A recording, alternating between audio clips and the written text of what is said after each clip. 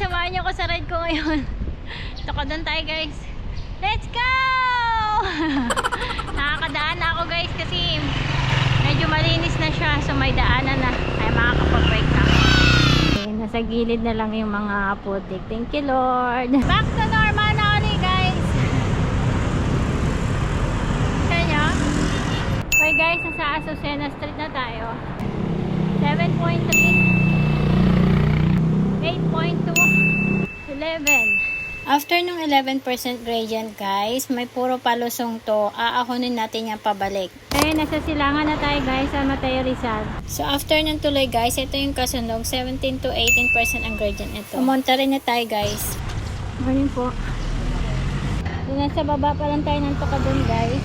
Magla-live kasi ako. 18 yung max gradient. 19 dito guys.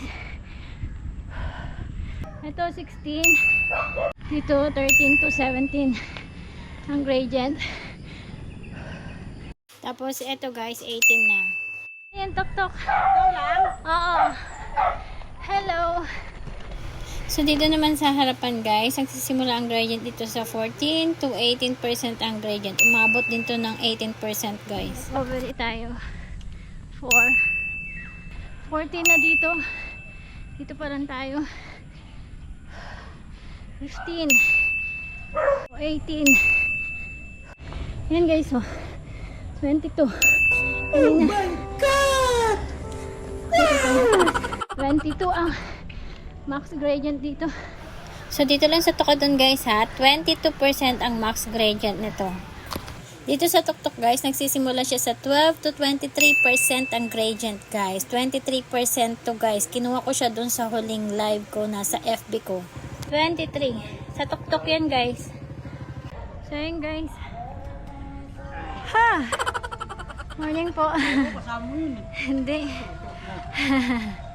Nakatatlo tayo ngayon. Ilang araw kong walang bike eh.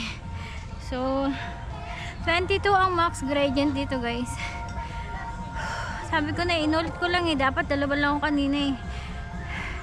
Kaso parang may mali.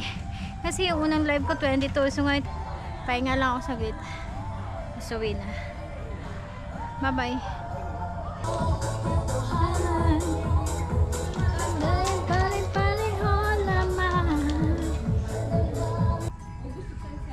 Nagtatanong nga pala guys kung ano yung gamit ko. Yung gamit ko nga pala is nakatubay ako 2636, tapos yung cogs ko is 1042. Kaya kapag ka sa ahonan meron akong baon. ayoko na mag one buy guys. Gusto ko 2 buy para meron akong baon. Basta 2 buy ako guys. Ayun, maganda ang 2 buy. 12. Oh, tumaas ulit. 15 pala ang max gradient dito. Hi. Hello. Tapos na umakyat? Yeah. So yan yung lusong kanina guys. Ito naman inahon naman natin kasi pauwi na tayo. Pauwi na ako. Bye. Nasa tulay na ako guys. Sa inyong ride ko ngayon. Thank you Lord. Bye bye. Ayan nyo.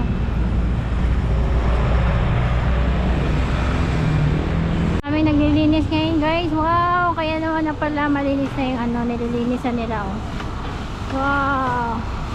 Thank you po sa inyong lahat. Thank you po. Maganda mo nililinis na. Diba grabe nangyari no? Pero at least ngayon guys medyo mababa na ha. Mababa lang yung ngayon. Sana huwag na maulit. Sana matapos na yung dike na ginagawa dun para hindi na bumaha, no? Bye bye.